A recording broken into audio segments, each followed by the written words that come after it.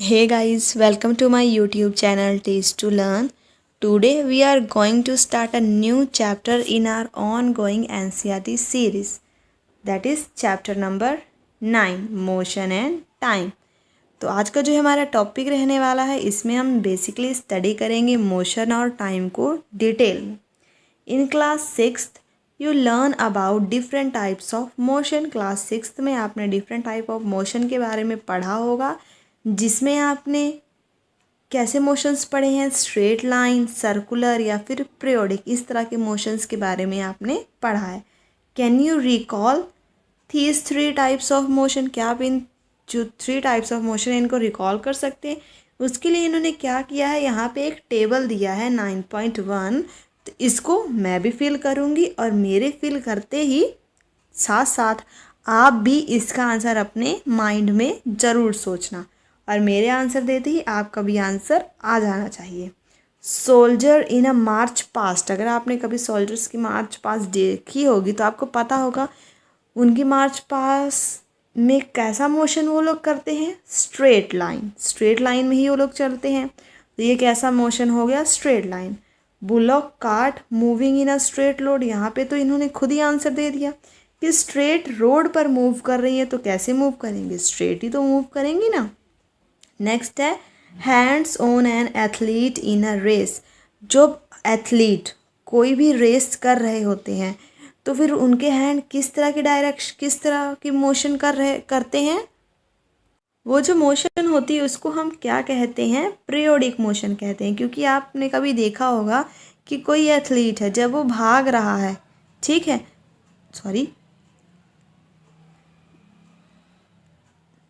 जब वो क्या कर रहा है, भाग रहा है, तो उसके जो हैंड होंगे कभी आगे आएंगे, यहाँ इस तरह नहीं बन पाएगा, तो उसके जो ऐसे हैंड होंगे आप समझ लिए, कभी वो आगे आएंगे कभी पीछे आएंगे, आगे पीछे, इसी तरह ही वो भागते रहते. तो इस तरह का जो मोशन हो जाएगा, कैसा हो जाएगा? पीरियोडिक मोशन हो जाएगा. जो पैडल हैं बाईसाइकिल के, जब बाईसाइकिल हम चलाते हैं तो पैडल उसके कैसे कैसे घूमते हैं, इस तरह सर्कुलर मोशन में ही तो घूमते हैं.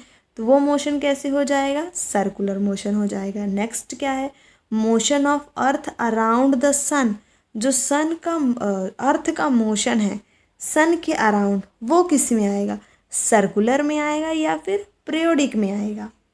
चलो ये वाला जो है क्वेश्चन ये मैं आपके लिए छोड़ती हूँ. आप इसे कमेंट बॉक्स में ज़रूर बताना कि इसका आंसर क्या आएगा, कि अर्थ का मोशन सन के अराउंड क्या होगा. नेक्स्ट है motion of a swing. Swing क्या है? अब जो झूला होता है उसकी मोशन कैसे होगी? ऐसे है झूला. जब झूला है तो वो भी क्या कर रहा है? कभी आगे आ रहा है कभी पीछे जा रहा है, कभी आगे कभी पीछे, ऐसे ही तो होता है.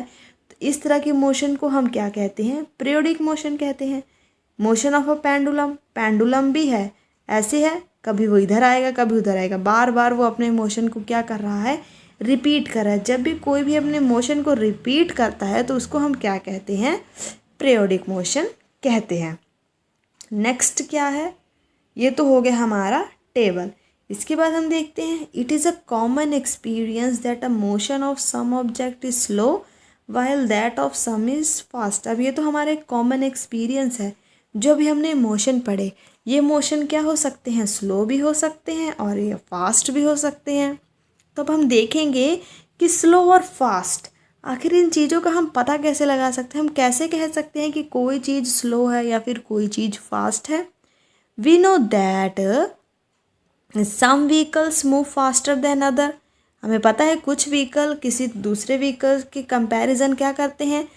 तेज़ चलते हैं. जैसे हम क्या कर लें, एक बाइक का एग्जांपल ले लें और एक किसकी एग्जांपल ले लें? साइकिल का एग्जांपल ले लें.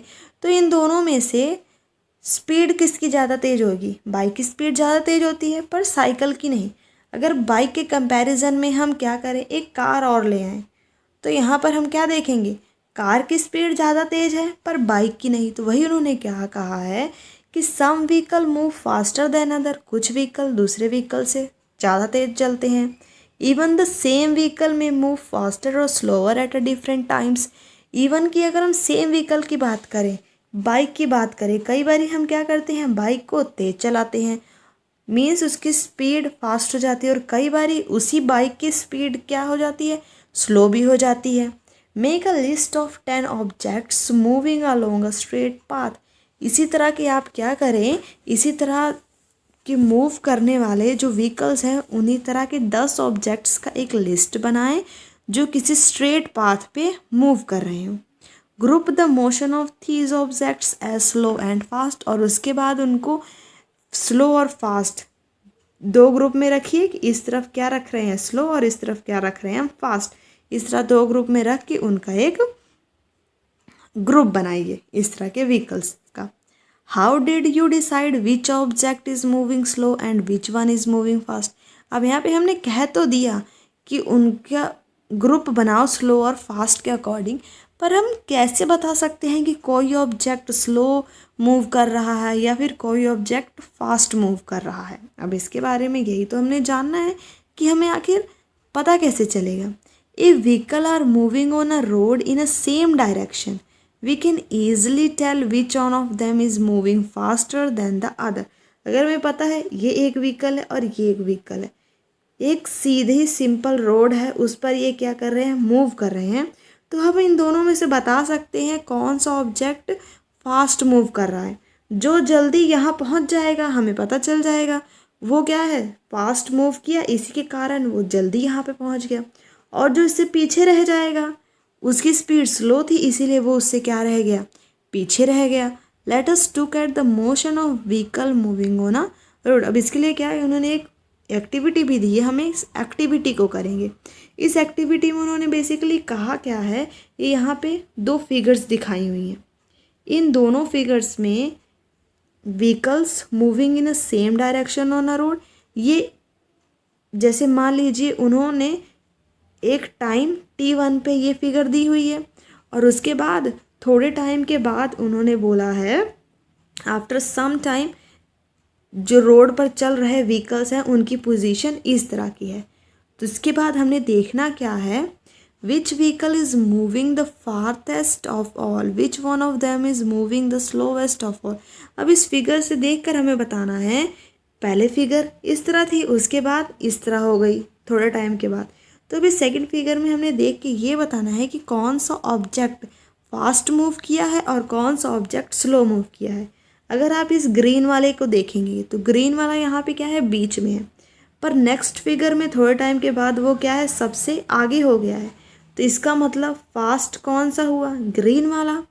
और स्लो में देखें सबसे पीछे यहाँ भी ये ग्रे वाला व्हीकल था और सेकंड फिगर में भी ग्रे वाला ही क्या है सबसे पीछे ही है। तो स्लोवेस्ट कौन सा हो गया ये ग्रे वाला, और स्पीड जिसकी फास्टेस्ट है वो कौन सा हो गया ग्रीन वाला। तो यही उन्होंने हमसे पूछा था।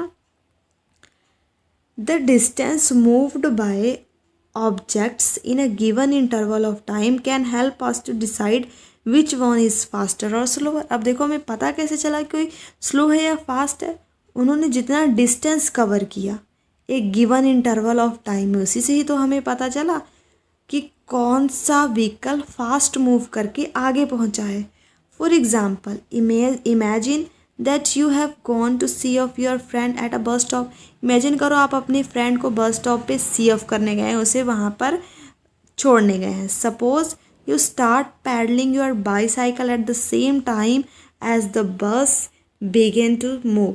जिस टाइम पे बस स्टार्ट हुई है उसी टाइम पे आप साइकिल की पैडल उसी बस के साथ साथ ही मारना शुरू कर दीजिए, मतलब साइकिल चलानी शुरू कर दीजिए। The distance moved bye you after 5 minute would be much smaller than that covered by the bus. तो आप क्या देखेंगे कि आपने जितना डिस्टेंस कवर किया ना वो आपका डिस्टेंस बस से कवर किए हुए डिस्टेंस से बहुत ही ज़्यादा कम है। वुड यू से बस is moving faster than the bicycle. हाँ हम ये कह सकते हैं, क्या आप कह सकते हैं कि बस बाईसाइकिल से ज़्यादा तेज़ चली है। यस हम ये कह सकते हैं कि बस ने ज़्यादा डिस्टेंस कवर किया है। इट मीन्स उसने कम टाइम में ज़्यादा डिस्टेंस कवर किया, इसका मतलब उसकी जो स्पीड है वो क्या है बहुत जल्दी मूव कर रहा है। We often say that faster vehicle has a higher speed. वही इन्होंने कहा है हम बेसिकली यही कहते हैं कि जो व्हीकल ज़्यादा तेज़ है उसकी क्या है स्पीड भी ज़्यादा होगी। In a 100 metre race it is easy to decide whose speed is the highest. 100 metre race में हम इजीली डिसाइड कर सकते हैं कि किसकी स्पीड ज़्यादा है। One who take shorter time to cover, वही इन्होंने आगे कहा है कि जो कम समय लेगा किसी भी डिस्टेंस को कवर करने के लिए, उसी को हम कहते हैं कि उसकी स्पीड क्या है, ज़्यादा है। तो अभी तक हम बात कर रहे हैं स्पीड स्पीड स्पीड। आखिर ये स्पीड है क्या चीज़, तो चले हम उसको भी देख लेते हैं। You are probably familiar with the word speed. Familiar तो अब हो ही गए हैं हम, क्योंकि हमने इतनी बार स्पीड जो सुन लिया है। इन द एग्जाम्पल्स गिवन अब जो इन्होंने यहाँ पे एग्जाम्पल दी, a higher speed seem to indicate that a given distance has been covered in a short time और a larger distance cover in a given time. वही है जैसे यहाँ पे इस व्हीकल के इन्होंने एग्जाम्पल दी है। स्पीड को हम कैसे डिसाइड कर सकते हैं कि कोई भी गिवन टाइम में किसी ऑब्जेक्ट ने ज़्यादा डिस्टेंस कवर किया है तो उसको हम क्या कहेंगे। मतलब थोड़े टाइम में अगर कोई ऑब्जेक्ट ज़्यादा डिस्टेंस कवर कर रहा है तो भी वो क्या हो जाएगी, उसकी स्पीड हो जाएगी। A higher speed seem to indicate that a higher speed क्या होगी, that a given distance has been covered in a short time, कि थोड़े टाइम में किसी ने ज़्यादा डिस्टेंस कवर कर लिया तो उसको हम क्या कहेंगे, हायर स्पीड कहेंगे। The most convenient way to find out which of two और more object is moving faster is to compare the distance moved by them in a unit time. इसके बाद वही है कि किसी भी दो चीज़ों या दो से ज़्यादा चीज़ों का हम कैसे पता लगा सकते हैं कि कौन सा उन दोनों में से फास्ट मूव कर रहा है। इज़ टू कंपेयर, उनके डिस्टेंस को कंपेयर करके इन अ यूनिट टाइम, कि एक यूनिट टाइम में किसने ज़्यादा डिस्टेंस कवर किया है, तो उससे हमें पता चल जाएगा कि उसकी स्पीड भी ज़्यादा है। जैसे अगर हम ले लें, दो बस को ले लें, ये एक बस है, ये एक बस है, ठीक है। इन दोनों बस में अगर इस बस ने 1 घंटे में 100 किलोमीटर कवर किया है और इस बस ने 1 घंटे में 110 किलोमीटर कवर किया है, तो हम क्या कहेंगे, जो बस ए है उसने ज़्यादा डिस्टेंस कवर किया है, या जो बस बी है, सॉरी डिस्टेंस नहीं, स्पीड किसकी ज़्यादा होगी, ए बस की स्पीड ज़्यादा होगी या फिर ये जो बी बस है उसकी स्पीड ज़्यादा होगी। तो क्लियरली हम देख पा रहे हैं बी बस ने 1 घंटे में 110 किलोमीटर का डिस्टेंस कवर किया है, तो बी बस की ही स्पीड ज़्यादा होगी। वही उन्होंने आगे कहा भी हुआ है कि अगर हम दो बस का 1 घंटे में डिस्टेंस देख लें तो हमें पता उस हिसाब से हम लगा सकते हैं कि इन दोनों में से कौन सा फास्टर मूव किया है। We call the distance cover by object in a unit time as the speed of the object. तो ये क्या हो गई, इसकी डेफिनेशन होगी स्पीड की, कि जब भी कोई भी ऑब्जेक्ट डिस्टेंस कवर कर रहा है इन अ यूनिट टाइम, उसे हम क्या कहते हैं, speed of the object. When we say that a car is moving with a speed of 50 km per hour, it implies that it will cover a distance of 50 km in 1 hour। अगर हम बोलते हैं किसी की speed है 50 kilometre per our है, इसका मतलब क्या है कि 1 घंटे में उसने 50 किलोमीटर का डिस्टेंस ट्रैवल किया है। पर हम देखते हैं कि जो कार है कांस्टेंट स्पीड से तो मूव कर नहीं रही होती है, क्योंकि बिल्कुल पूरे 1 घंटे में वो कांस्टेंट स्पीड से मूव करे, ऐसा हो ही नहीं सकता। जो उसकी मूवमेंट है कभी स्लो हो जाती है और कभी स्पीड ज़्यादा हो जाती है। तो हम आखिर ये कैसे कह सकते हैं कि, तो जो हम ये बोल रहे हैं कि उसकी स्पीड 50 किलोमीटर पर आवर है, वो हम कैसे बोल रहे हैं। तो ये जो हम बोलते हैं कैसे बोलते हैं, we usually consider only the total distance cover by it in 1 hour. उसमें हम क्या लेते हैं, टोटल डिस्टेंस, कि उसने टोटल कितना डिस्टेंस कवर किया है पूरे 1 आवर में। उसमें बीच में हम ये नहीं देखते कि कभी उसने स्पीड उसकी क्या हुई है, कभी फास्ट हुई है या फिर कभी स्लो हुई है। We do not bother whether the car has been moving with a constant speed और नॉट ड्यूरिंग दैट आवर। हमें फिर इससे कोई फ़र्क नहीं पड़ता कि वो कॉन्स्टेंट स्पीड से मूव कर रहा है या फिर नहीं। पर इस तरह तो उसकी स्पीड में फ़र्क आ जाना चाहिए, तो फ़र्क आता क्यों नहीं है, क्योंकि हम एक्चुअली लेते कौन सी स्पीड है, एवरेज स्पीड लेते हैं। अब एवरेज क्या होता है, आपने देखा होगा, जैसे आपकी क्लास में कोई टेस्ट हुआ है तो किसी के 5, किसी के 10, किसी के 15 मार्क्स आए हैं। अगर किसी को बताना हो, आपकी टीचर को बताना हो कि ऑन एन एवरेज आपकी क्लास में कितने मार्क्स आए हैं, तो एवरेज कैसे निकाला जाता है, 5 + 10 + 15, इन तीनों का प्लस करके इनके जितने ये डिजिट है उनसे डिवाइड कर देते हैं, तो हम क्या निकाल देते हैं, इनकी एवरेज निकाल लेते हैं।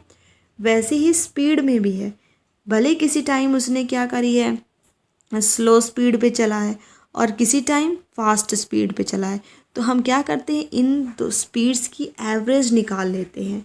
इसी कारण यहाँ पे जो स्पीड है उसमें चेंज नहीं आती, क्योंकि हम लेते कौन सी स्पीड है, एवरेज स्पीड है।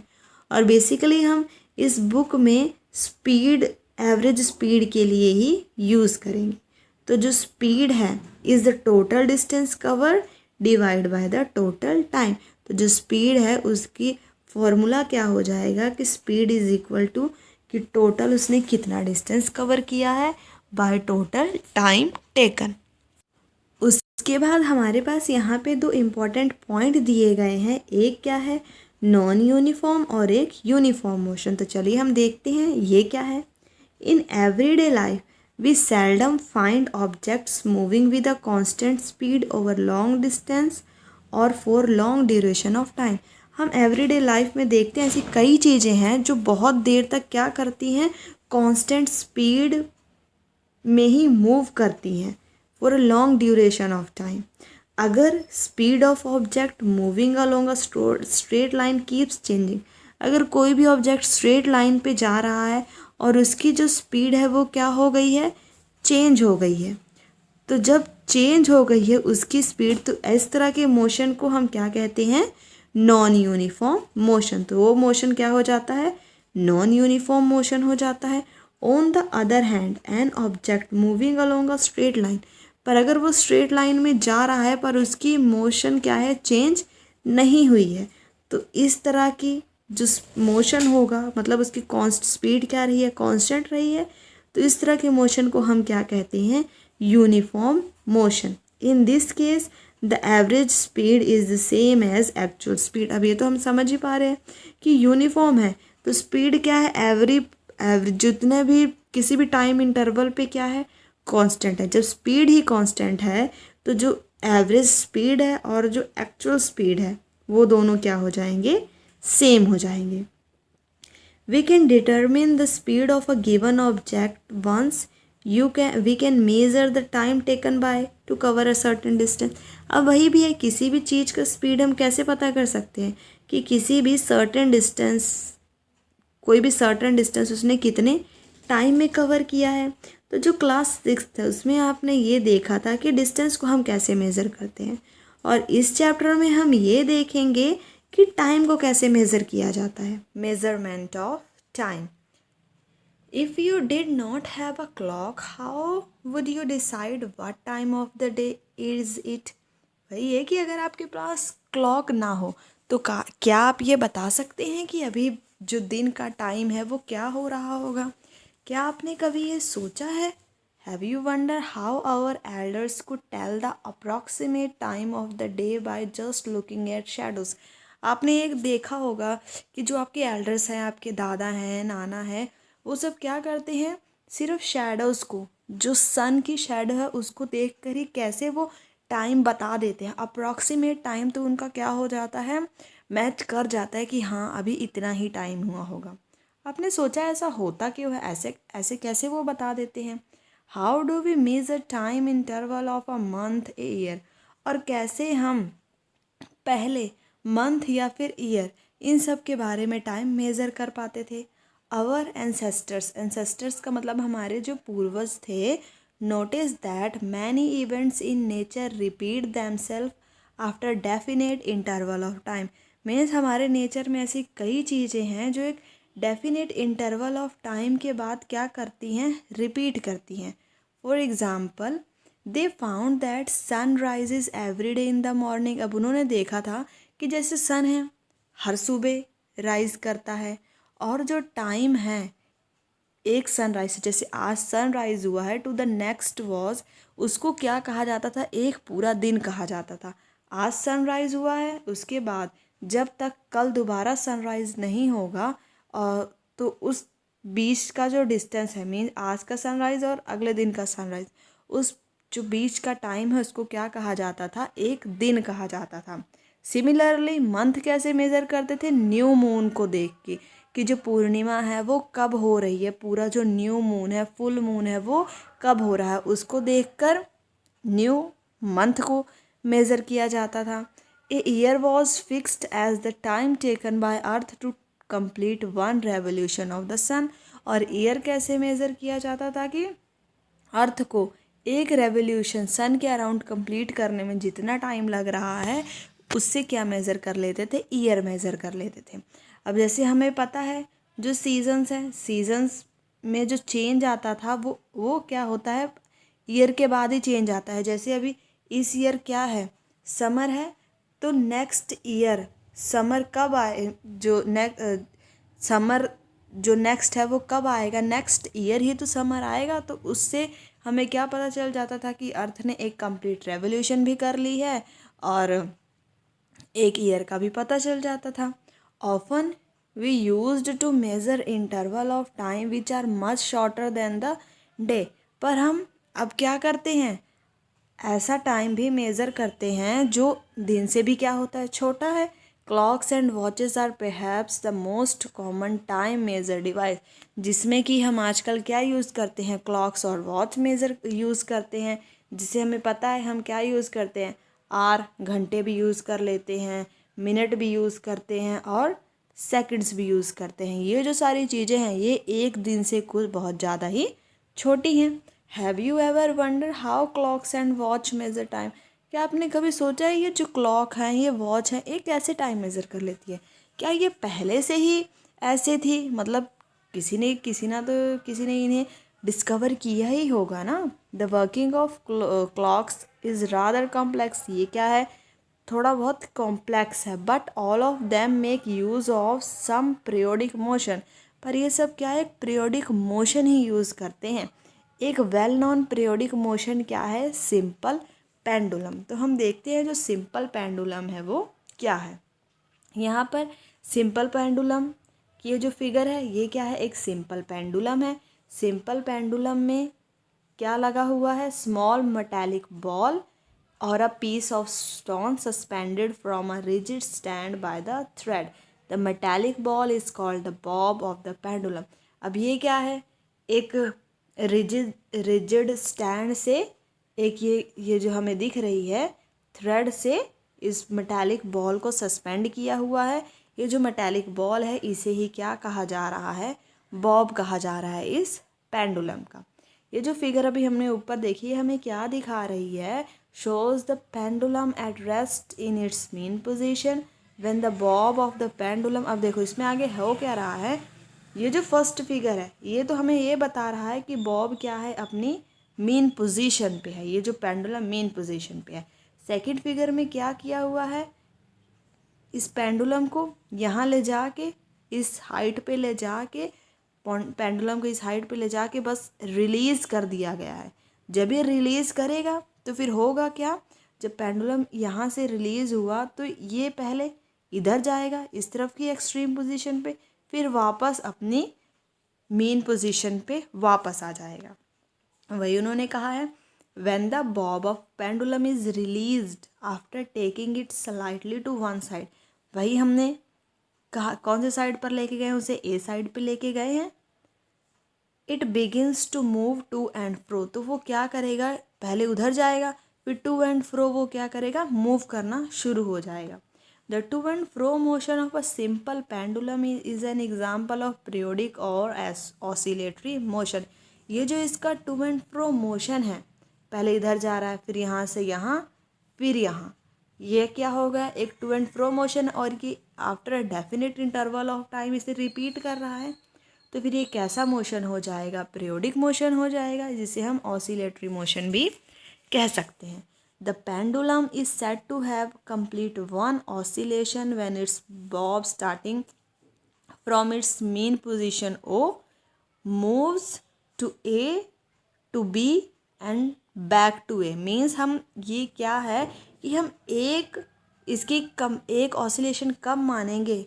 यहाँ से तो ये शुरू है, पर हमने क्या किया, यहाँ से शुरू किया, ए पोजीशन से हमने उसे रिलीज़ किया। ए पोजीशन से रिलीज़ करने के बाद ओ पे आएगा, फिर बी पे जाएगा, फिर वापस ये जब ओ पे आ जाएगा तो हम इसे काउंट करेंगे 1 ऑसिलेशन। आई होप समझ में आएगा कि पहले क्या है, ओ से हम इसे ए पे लेके जाएंगे। अभी हमने काउंट करनी शुरू नहीं करी है। ए से क्या करेंगे, ए से जब ये वापस ओ पे, फिर बी पे, फिर जब वापस ओ पे आ जाएगा तब हम इसे काउंट करेंगे 1 oscillation.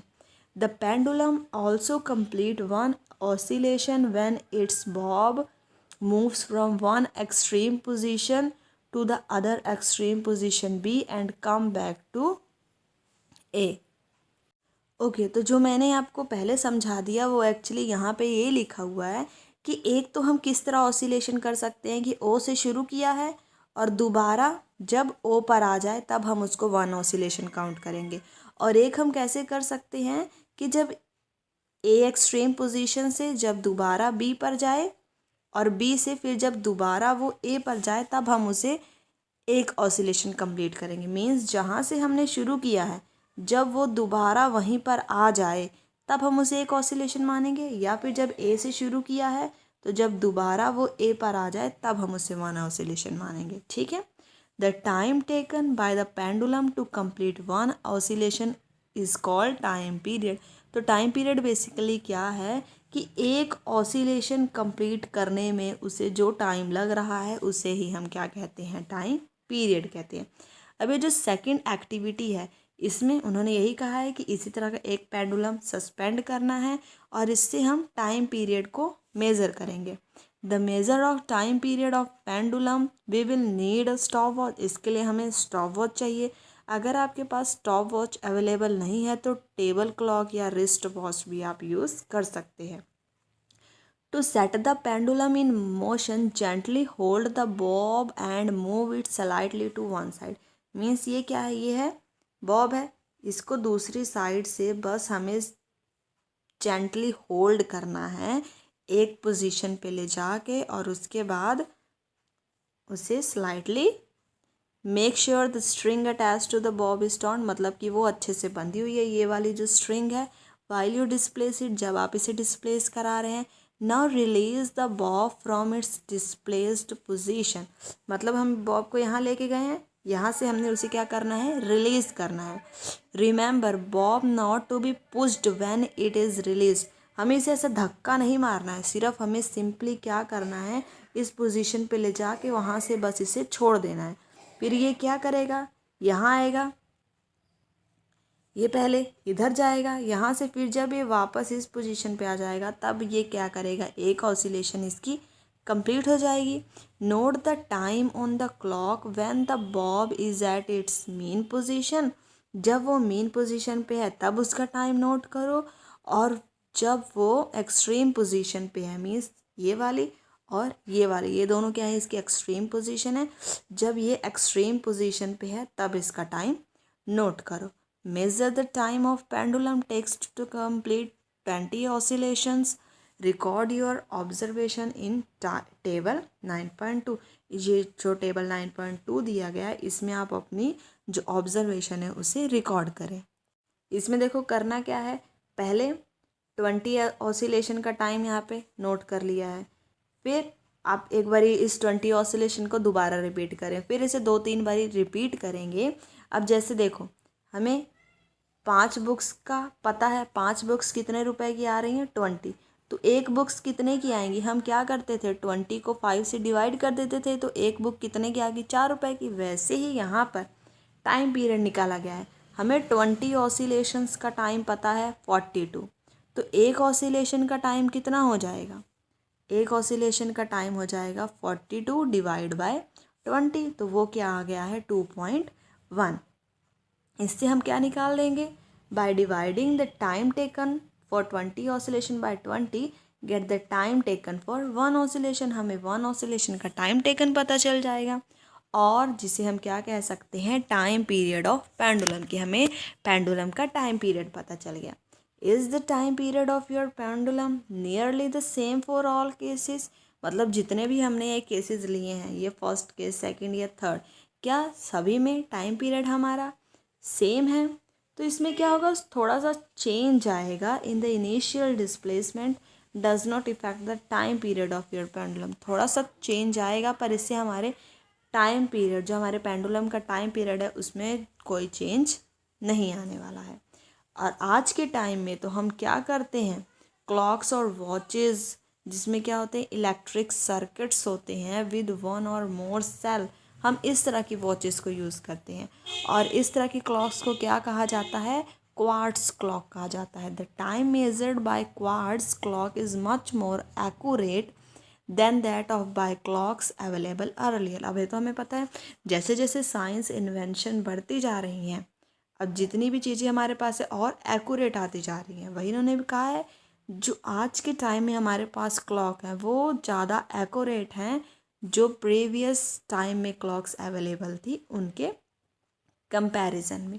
Units of time and speed, अब हम इसके यूनिट देखते हैं। बेसिक यूनिट तो टाइम का क्या है, सेकंड है, जिसको हम स्मॉल एस से डोनेट करते हैं। और जो लार्जर यूनिट है मिनट को हम क्या लिखते हैं, MIN, और आर को हम स्मॉल h। सभी ये जो है हम स्मॉल ही लेटर यूज़ करते हैं। You already know that these units are related to one another. हमें पता है एक दूसरे से ये यूनिट्स क्या रिलेटेड है। कैसे, 1 घंटे में कितने मिनट होते हैं, 60 मिनट होते हैं। अब ये आर और मिनट रिलेट हो गए। और 1 मिनट में कितने सेकंड होते हैं, 60 सेकंड्स होते हैं। तो ये क्या है, एक दूसरे से इस तरह रिलेटेड है। What with the basic unit of speed, अब हमें टाइम का पता चल गया। तो स्पीड हमें पता था, स्पीड क्या है, डिस्टेंस बाय टाइम। डिस्टेंस का आपने पहले स्टडी किया हुआ है, मीटर हो सकता है, मतलब मीटर होता है। और टाइम का भी अभी हमने देखा, सेकंड। तो जो स्पीड है उसके बेसिक यूनिट क्या हो गया, मीटर पर सेकंड। और हम समटाइम्स मीटर पर मिनट भी यूज़ करते हैं और किलोमीटर पर आर भी यूज़ करते हैं। You must remember that the symbol of all units are written singular. हम इन्हें सिंगुलर ही लिखते हैं। जैसे इन्होंने कहा है 50 किलोमीटर ही लिखेंगे, हम कभी 50 किलोमीटर्स नहीं लिखते। ये याद रखने वाली बातें हैं कि ये जो यूनिट्स हैं इन्हें हम सिंगुलर ही लिखते हैं, इनका प्लूरल नहीं होता है। Boojho is wondered how many seconds are there in day और how many are in a year. अब आपको ना मैंने पिछले लेक्चर में एक क्वेश्चन दिया था, मैं तो उसके बारे में भूल ही गई, पर आप लोगों ने मुझे बहुत ही ज़्यादा निराश किया है। आप लोग किसी भी क्वेश्चन का आंसर कमेंट बॉक्स में नहीं देते। प्लीज़ ये आप ही लोगों के लिए है, आप ट्राई तो करा कीजिए, नहीं तो अगले दिन तो मैंने उसका आंसर बता ही देना है। इससे पहले की वीडियो में मैंने आपसे पूछा था, जो मोशन ऑफ अर्थ है अराउंड द सन, ये कौन सा मोशन होगा। तो ये जो मोशन है वो क्या है, पीरियोडिक मोशन है, क्योंकि ये 365 डेज़ के रेगुलर इंटरवल के बाद अपना जो पीरियड है उसे, मीन्स अपने जो मोशन है उसे रिपीट करते हैं।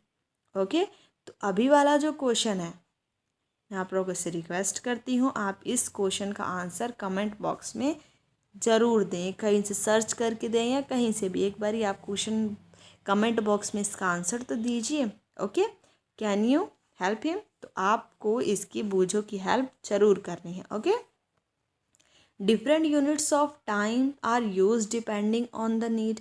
हम तरह तरह की यूनिट्स नीड के अकॉर्डिंग यूज़ करते हैं। जैसे हम एज को ईयर्स में बताना पसंद करते हैं, ना कि घंटों या दिनों में।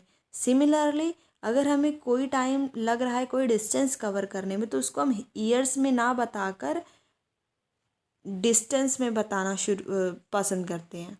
सॉरी, डिस्टेंस नहीं, उसको हम टाइम में बताना पसंद करते हैं कि हमें कोई भी डिस्टेंस कवर करने में कितना टाइम लगा है, उसको हम ईयर्स में ना छोड़ के उसे हम घंटे या फिर आर या फिर मिनट या फिर आर या मिनट, इन्हीं चीज़ों में बताना पसंद करते हैं। हाउ स्मॉल और large is a time interval of 1 second. 1 second कितना छोटा या कितना लार्ज है, ये आप ऐसे पता कर सकते हैं, जितना टाइम आपको 2001 बोलने में लगेगा वही टाइम क्या हो जाता है, 1 सेकेंड हो जाता है।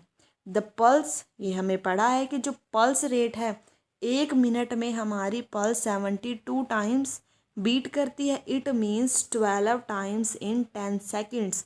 10 सेकेंड्स में 12 टाइम्स वो क्या कर रही है, बीट कर रही है। तो आप इसे 12 टाइम्स बीट मतलब अपनी जो बीट है,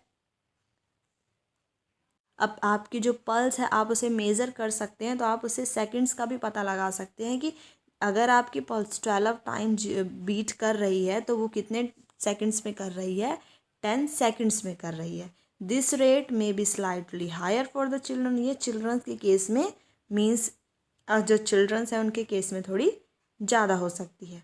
पहली wonder how time was measured, अब ये पहली सोचिए जब पेंडुलम क्लॉक्स नहीं थे तब कैसे टाइम को मेज़र किया जाता था।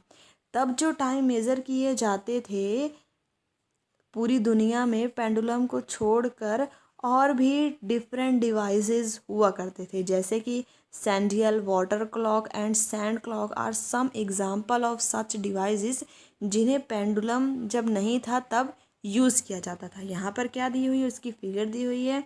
ये क्या है, सैंडियल जंतर मंतर। अगर आप कभी गए हो तो आपने वहाँ देखा होगा, वहाँ पर जो सन की शेडो है उससे एक सैंडल क्लॉक बनी हुई है, उससे क्या कर सकते हैं हम टाइम को मेज़र कर सकते हैं, टाइम का पता उससे चल जाता है।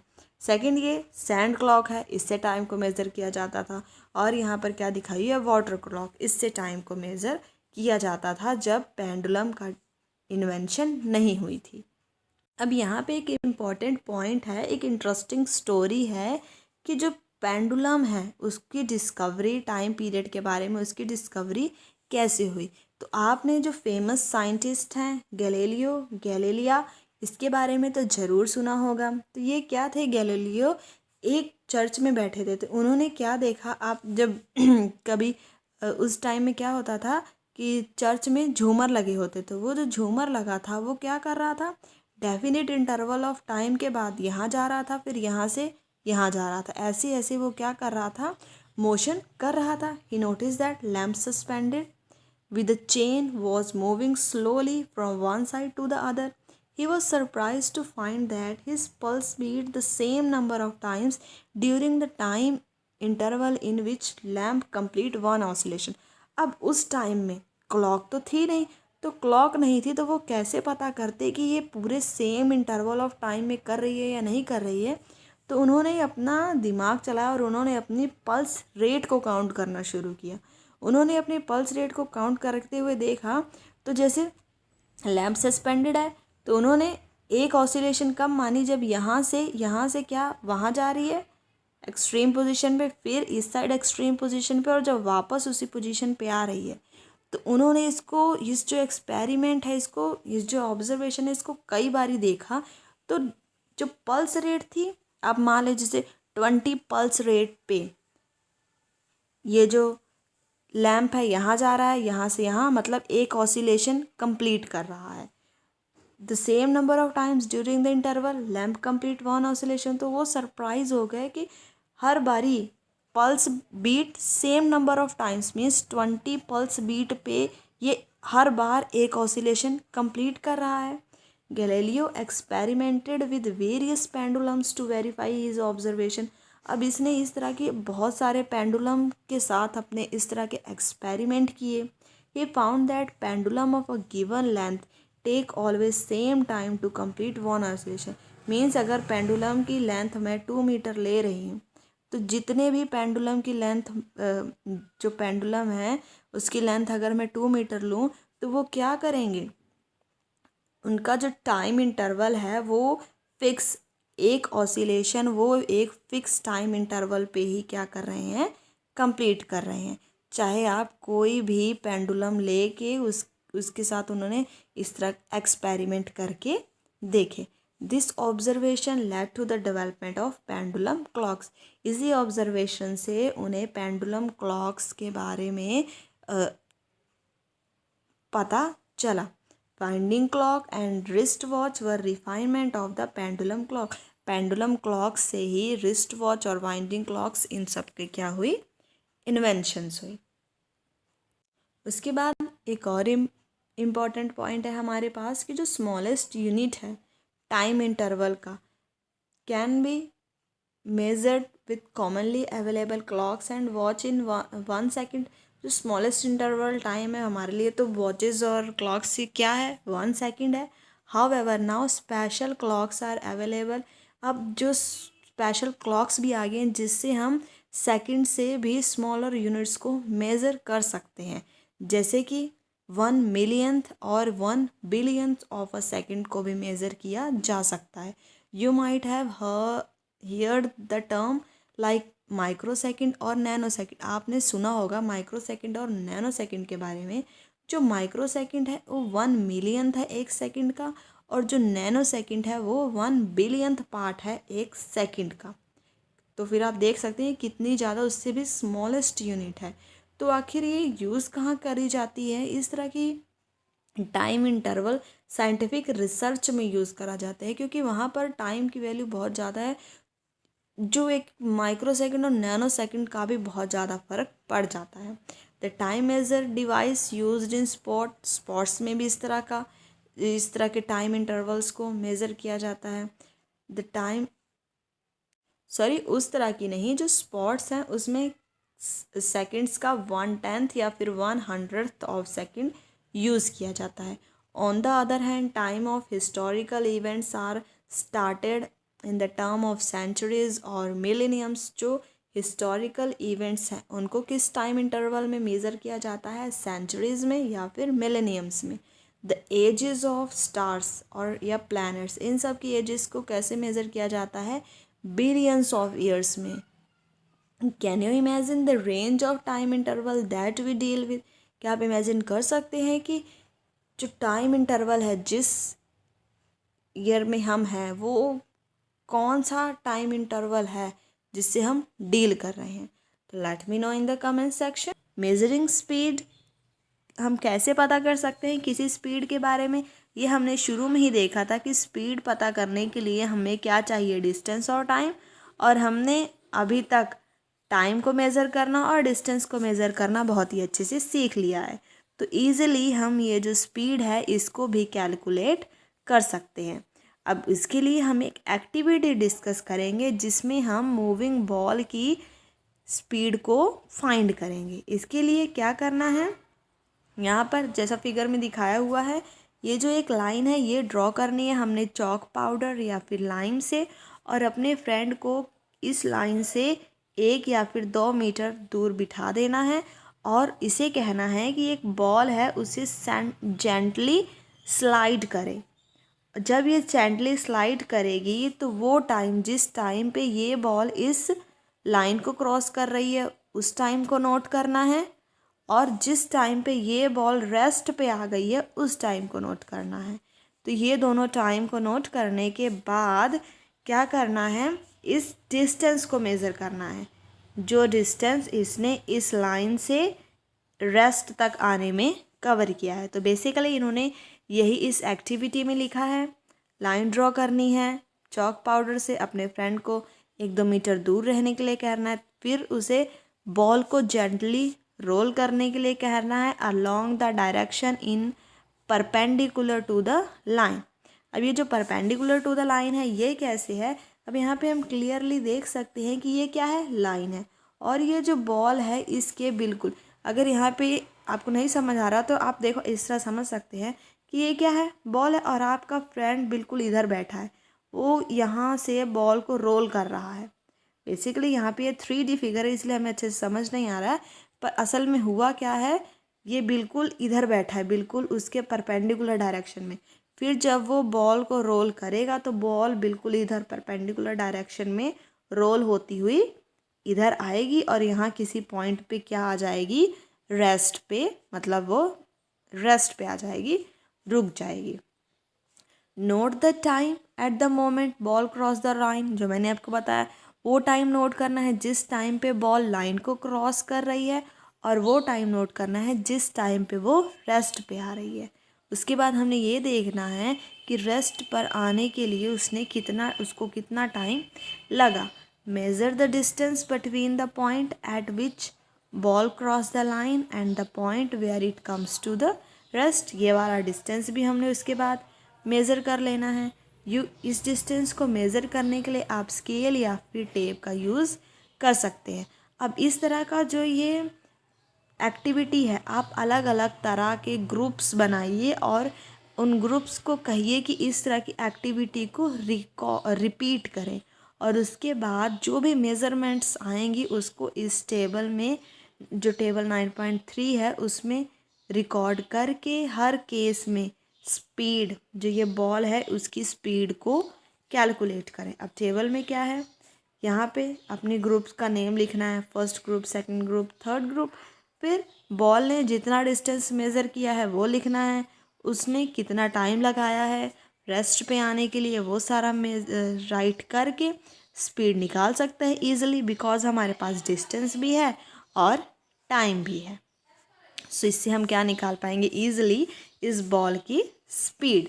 अब इसी तरह की एक्टिविटी आप यूज़ करके अपने स्पीड ऑफ वॉकिंग या फिर साइकिलिंग, अपने फ्रेंड्स के साथ आप अपने स्पीड ऑफ वॉकिंग और साइकिलिंग को कंपेयर भी कर सकते हैं। सिर्फ इसके लिए आपका क्या जानना ज़रूरी है, डिस्टेंस। अगर आप स्कूल से मेज़र कर रहे हैं तो स्कूल से अपने घर तक का डिस्टेंस पता होना चाहिए, या फिर अगर आप कहीं और से मेज़र कर रहे हैं तो आपको वहाँ से जहाँ तक आप जा रहे हैं वहाँ तक का डिस्टेंस पता होना चाहिए। डिस्टेंस पता हो गया, और हमें स्पीड के लिए क्या चाहिए, दो चीज़ें चाहिए होती है ना, ये याद रखना है। स्पीड के लिए डिस्टेंस चाहिए और टाइम चाहिए। डिस्टेंस हमें पता चल गया, टाइम के लिए each one of you can then measure the time taken to cover that distance. अब हम जो भी डिस्टेंस कवर कर रहे हैं, जैसे अगर हम मान लें स्कूल से घर से स्कूल ही जा रहे हैं या फिर स्कूल से घर ही जा रहे हैं, तो उसका डिस्टेंस हमें पता है। उसके बाद आप अपनी वॉच से टाइम भी मेज़र कर सकते हैं।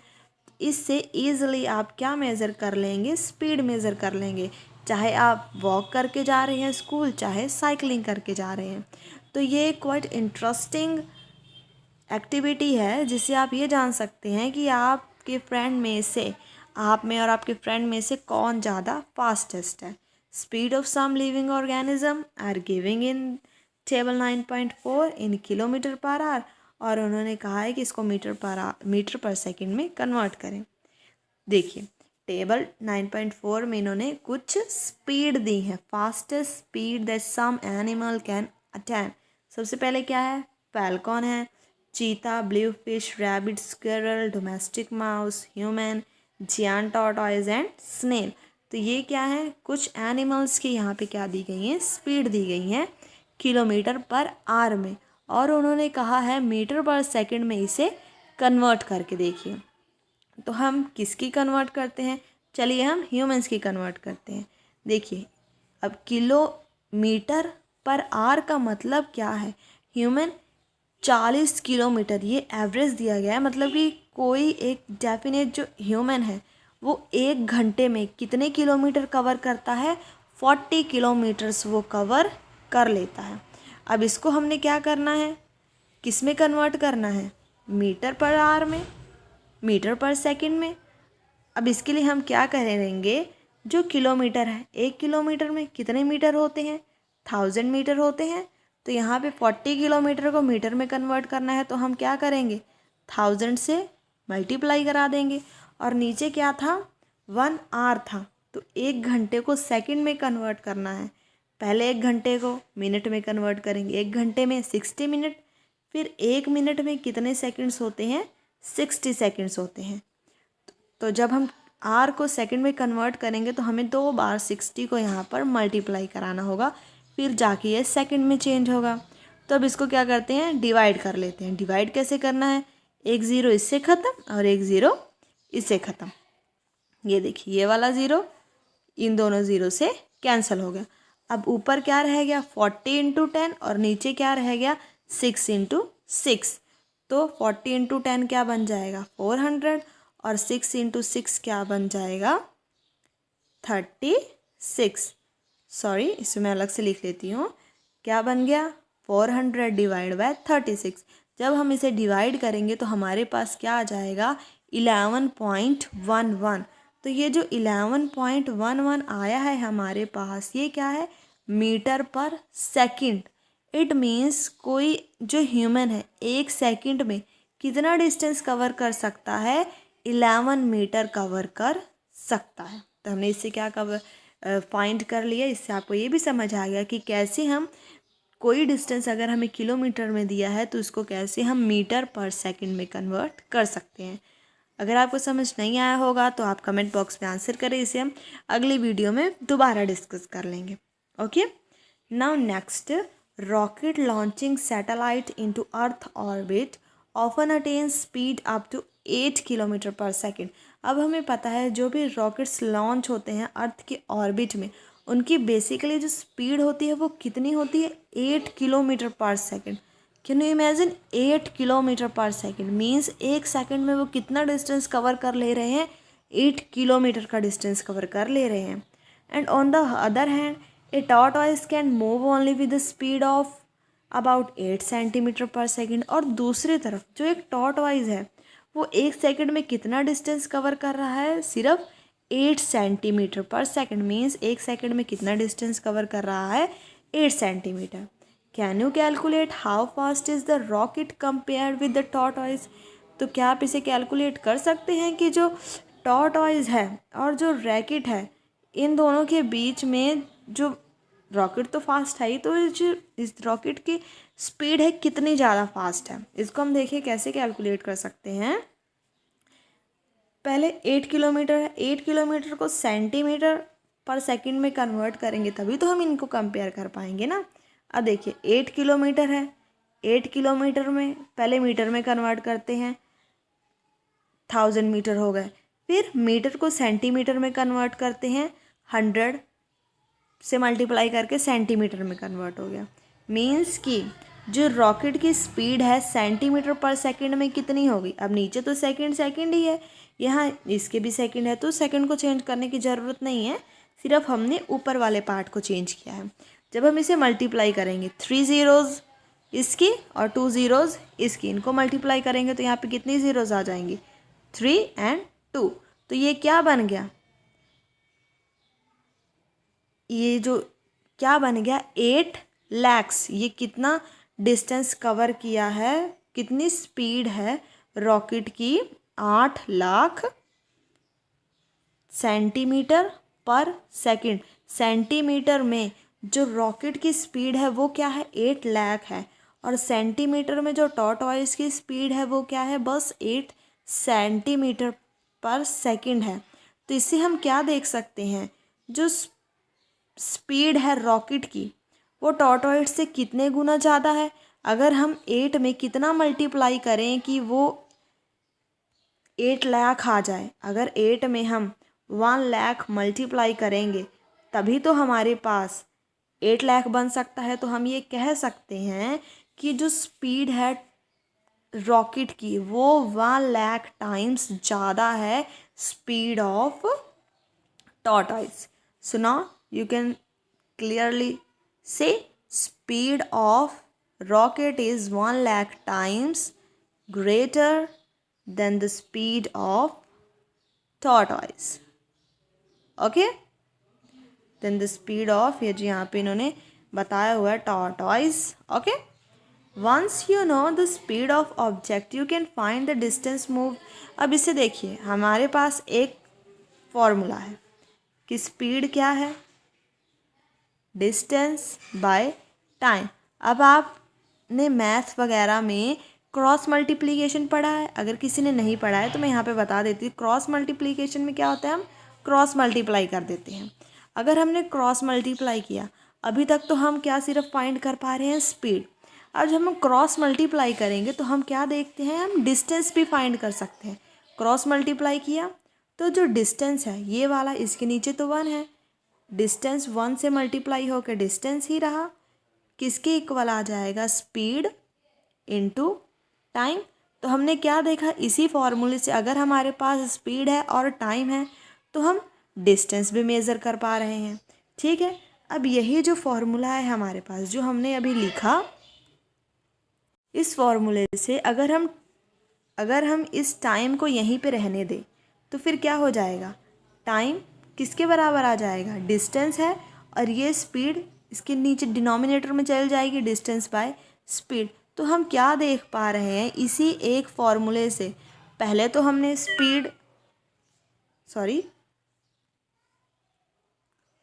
और फिर उसी फॉर्मूले से हमने क्या निकाल लिया, पहले तो हम स्पीड निकाल रहे थे, स्पीड क्या थी, डिस्टेंस बाय टाइम। अब यहाँ not again speed, it's distance by time. अब यहाँ पे हम क्या देख रहे हैं, हमारे पास 3 फॉर्मूलेज हैं। एक है डिस्टेंस, सारे फॉर्मूले बेसिकली अगर आपको ये speed is equal to distance by time वाला याद है ना, तो आप इसी को क्रॉस मल्टीप्लाई करा के ये वाला फॉर्मूला निकाल सकते हैं।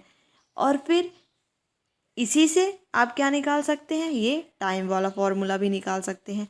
ये टाइम वाला फॉर्मूला जो हमने यहाँ पर लिखा है, ये आप इस वाले से भी निकाल सकते हैं जो यहाँ पे स्पीड वाला है। देखिए कैसे, स्पीड क्या था, डिस्टेंस बाय टाइम। तो अगर हमने टाइम निकालना है तो ये टाइम ऊपर चला जाएगा और स्पीड नीचे आ जाएगा, तो टाइम क्या आ गया, डिस्टेंस बाय स्पीड। ओके, और अगर डिस्टेंस निकालना है तो फिर क्रॉस मल्टीप्लाई कर देंगे हम, क्या आ जाएगा, स्पीड इनटू टाइम। तो इसी से हमने क्या देखा, ये तीनों फॉर्मूले, अगर हमें डिस्टेंस निकालना है तो स्पीड और टाइम का पता होना चाहिए, टाइम निकालना है तो डिस्टेंस और स्पीड का पता होना चाहिए, और स्पीड निकालना है तो डिस्टेंस और टाइम का पता होना चाहिए। बस यही है, ये सारी चीज़ें एक दूसरे से क्या है, रिलेटेड है। वही इन्होंने कहा है, अगर हमें स्पीड पता करनी है तो डिस्टेंस और टाइम का पता होना चाहिए, और इसी तरह हम स्पीड डिस्टेंस को कैसे मेज़र कर सकते हैं, अगर हमें स्पीड और टाइम का पता है तो हम डिस्टेंस भी मेज़र कर सकते हैं।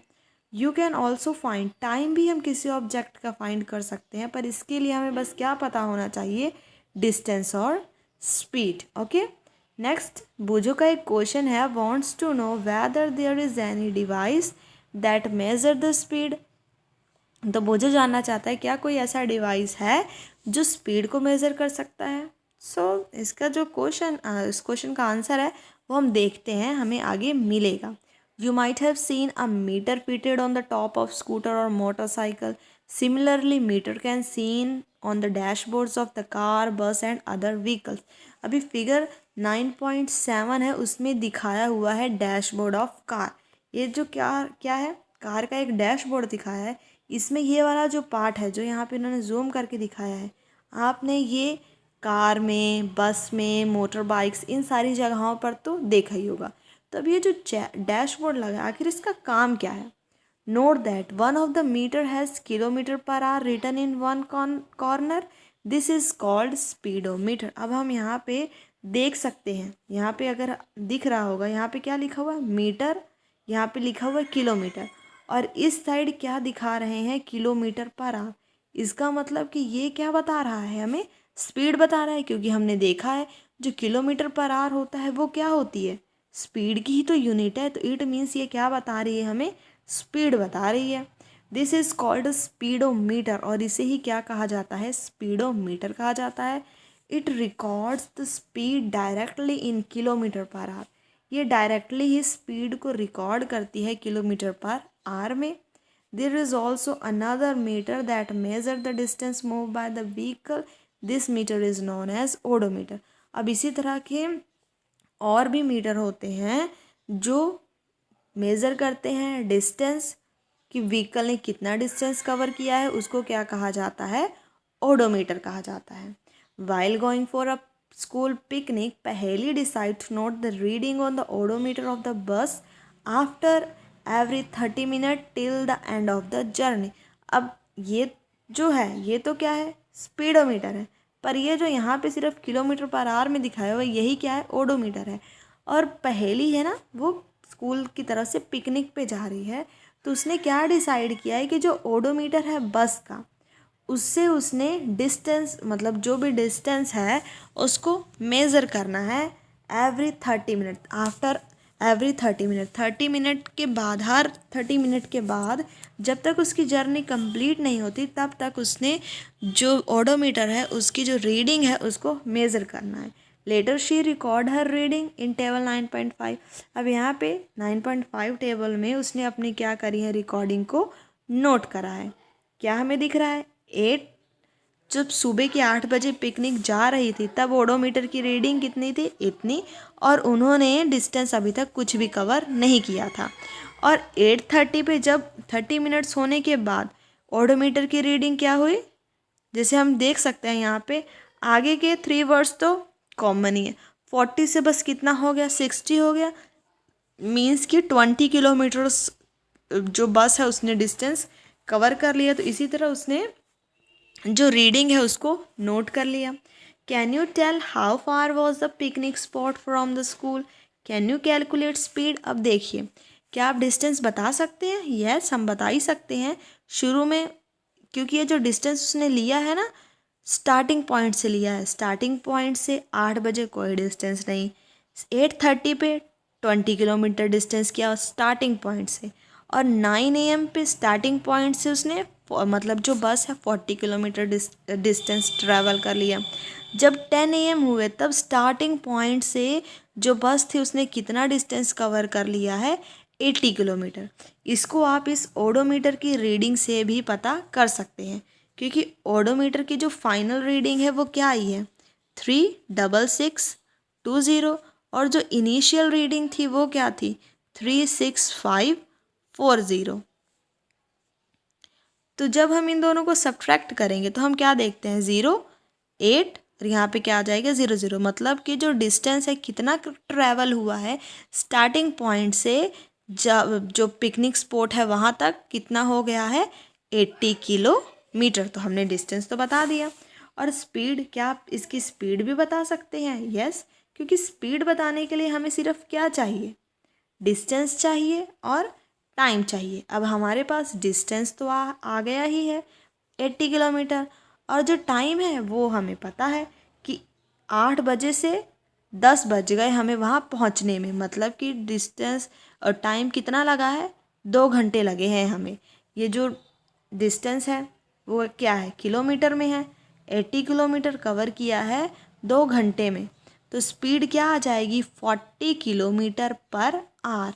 इसका मतलब कि 1 घंटे में वो कितना डिस्टेंस ट्रैवल कर रही है, बस 40 किलोमीटर 1 घंटे में बस ट्रैवल कर रही है।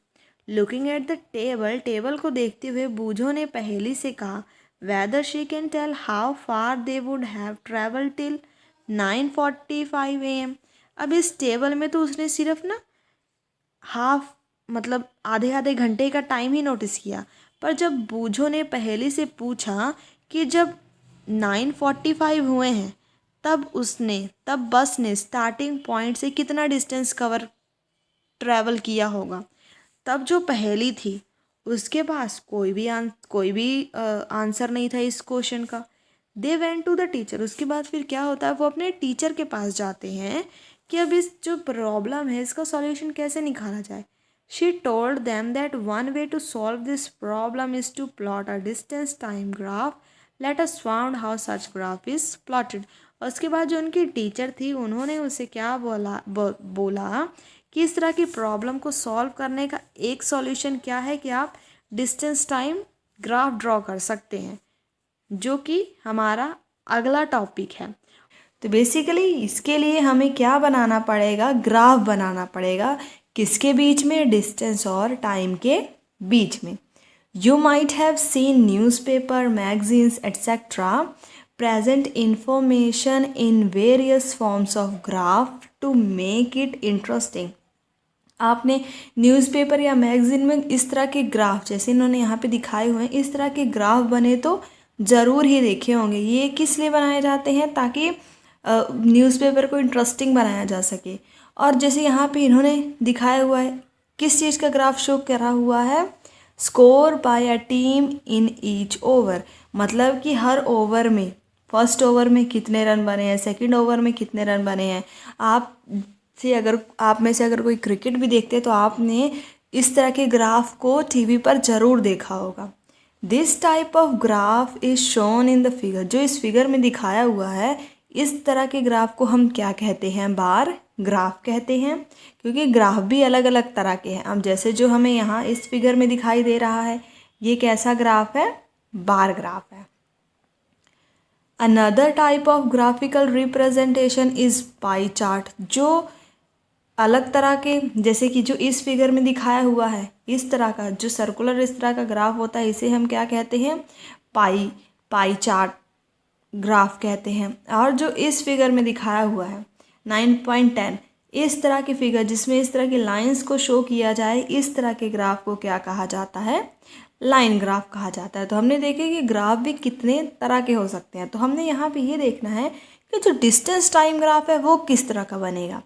जो डिस्टेंस टाइम ग्राफ होता है वो बनता है line graph. Let us learn to make such a graph. अब हम देखते हैं कि हम ग्राफ बना कैसे सकते हैं।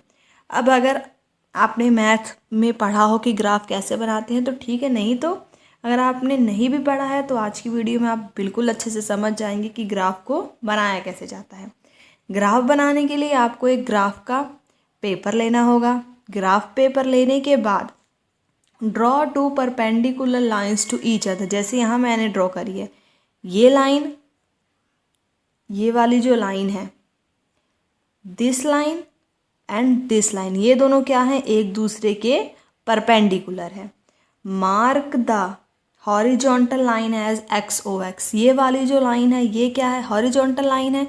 इसको हमने कैसे मार्क करना है, XOX डैश। और ये वाली जो वर्टिकल लाइन है उसको कैसे मार्क करना है, YOY डैश। ओके।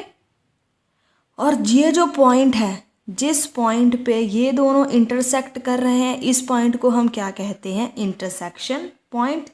और ये क्या है, ओरिजिन है। The two quantities between which the graph is drawn as shown along the two axis. अब जिस क्वांटिटीज़ के बीच में हमने ग्राफ ड्रॉ करना है, जैसे अगर हमने डिस्टेंस और टाइम के बीच में ग्राफ ड्रॉ करना है तो एक चीज़ एक्स एक्सिस के अलोंग शो होगी और एक चीज़ वाई एक्सिस के अलोंग शो होगी। We show the positive value on the X axis along OX। अब ये जो एक्स डैश आप इसे याद कर सकते हैं, जो OX डैश वाली साइड होंगी इस तरफ कौन सी वैल्यूज़ आती हैं, नेगेटिव। पर जो पॉजिटिव वैल्यू आएंगी एक्स की वो किस साइड आएंगी, OX की तरफ। सिमिलरली वाई की तरफ भी है, जो OY है इस साइड कौन सी वैल्यूज़ आएंगी, वाई की, पॉजिटिव। और जो OY डैश है इस साइड कौन सी वैल्यू आएंगी, नेगेटिव। बस जो भी डैश वाली वैल्यू है एक्स की या फिर वाई की, उस तरफ कौन सी वैल्यूज़ आती हैं, नेगेटिव वैल्यूज़ आती हैं, XOX डैश और YOY dash. Okay. Similarly positive values जो मैंने बता दिया एक्स की तरफ, OY की तरफ। ठीक है। तो बेसिकली इस चैप्टर में हम पॉजिटिव वैल्यूज़ ही कंसीडर करेंगे। आप सोचेंगे पॉजिटिव वैल्यू ही क्यों, क्योंकि हमें पता है हम ग्राफ किसके बीच में बनाने जा रहे हैं, डिस्टेंस और टाइम के बीच में। ना तो डिस्टेंस नेगेटिव हो सकता है, नहीं हो सकता, और ना ही टाइम नेगेटिव हो सकता है। इसीलिए हम कौन सी वैल्यूज़ को चूज़ करेंगे, सिर्फ पॉजिटिव वैल्यू को। जैसे कि वहाँ उन्होंने इस ग्राफ में दिखाया हुआ है कि हम बेसिकली सिर्फ ये पूरा का पूरा ग्राफ पेपर है, पर हम सिर्फ ये वाले जिस चीज़ को इन्होंने डार्क किया है सिर्फ इतना ही पोर्शन यूज़ किया करेंगे किसी ग्राफ पेपर का।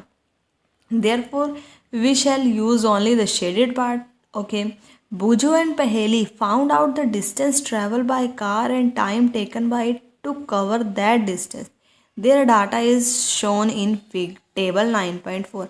अब बूझो 9.6 और बूझो और पहेली ने क्या किया है, नोट किया है किसी कार का डिस्टेंस और टाइम।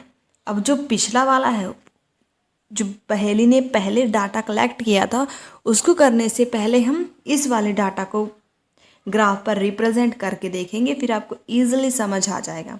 अब यहाँ पे क्या है, जब 0 मिनट हुए हैं तब कार ने कितना डिस्टेंस ट्रैवल किया है, 0। और 1 मिनट में कितना डिस्टेंस ट्रैवल किया है, 1 किलोमीटर। 2 मिनट में कितना डिस्टेंस ट्रैवल किया है, 2 किलोमीटर। तो ये क्या है, कार की मोशन का उन लोगों ने डाटा नोट किया हुआ है। Okay. You can make the graph by following the steps given below. हम किस तरह ग्राफ बना सकते हैं उसकी यहाँ पे इन्होंने स्टेप्स दिए हैं। अब ये तो हमें पता है, 2 परपेंडिकुलर लाइंस हमने ड्रॉ कर लेनी है और ये वाली क्या है, OX हो जाएगी, और जो वर्टिकल लाइन है वो क्या हो जाएगी, OY डायरेक्शन हो जाएगी। In this case, decide the quantities to be shown along the x-axis and that to be shown along the y-axis. In this case, we show the time along the x-axis. अब देखो हमें quantities decide करनी है कि हमने x axis की तरफ क्या शो करना है और y एक्सिस की तरफ क्या शो करना है। तो इन्होंने कहा है कि इस जो ये केस यूज़ कर रहे हैं उसमें एक्स एक्सिस की तरफ ये टाइम को शो कर रहे हैं और जो वाई एक्सिस है उसकी तरफ ये क्या दिखा रहे हैं, डिस्टेंस दिखा रहे हैं। Choose the scale to represent the distance and another to represent the time. अब यहाँ पे हम क्या है, ग्राफ, जो ग्राफ होते हैं उसमें जैसे आप यहाँ पे देख सकते हैं, अगर मैं इसे जूम करके दिखाऊं, इन्होंने वैसे भी जूम करा ही हुआ है, उसमें क्या होते हैं, इस तरह के बॉक्स बने होते हैं। ये जो एक बॉक्स है इसको क्या माना जा रहा है, 1 सेंटीमीटर का क्या है, ये एक बॉक्स है।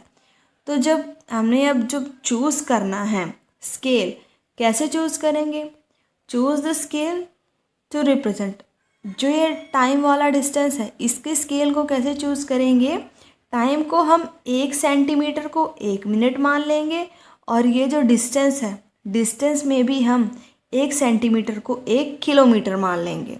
ठीक है, वही इन्होंने यहाँ पे शो करा हुआ है कि एक्स एक्सिस था, ये 1 सेंटीमीटर था, यहाँ पे 2, यहाँ पे 3, 4, 5, 1 सेंटीमीटर को 1 मिनट माना हुआ है, यहाँ पे ये 2 मिनट हो गया, फिर 3 मिनट, फिर 4, फिर 5, इस तरह एक्स एक्सिस की तरफ हमने टाइम दिखाया है मिनट में। उसके बाद सिमिलरली वाई एक्सिस की तरफ हमने डिस्टेंस दिखाया है 1 किलोमीटर, 2 किलोमीटर, फिर 3, 4, 5 किलोमीटर तक।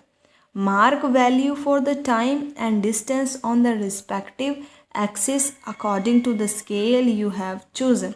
उसके बाद हमने इसमें वैल्यूज़ मार्क कर दी 1, 2, 3, 4, 5। पहले तो हमें ये देखना है कि हम जो स्केल चूज़ कर रहे हैं कितने डिस्टेंस का चूज़ करें। अब यहाँ पे हमें ग्राफ में वैल्यू सीधा ही दिख रही हैं, 0 पर 0 है, 1 पर 1, 2 पर 2, इसीलिए हमने ये सोचा कि हम ऐसा करते हैं, हम 1 सेंटीमीटर को 1 मिनट मान लेते हैं और दूसरी तरफ वाई एक्सिस में 1 सेंटीमीटर को 1 किलोमीटर मान लेते हैं। उसके बाद इन वैल्यूज़ को मार्क कर देना है एक्स एक्सिस और वाई एक्सिस की डायरेक्शन में।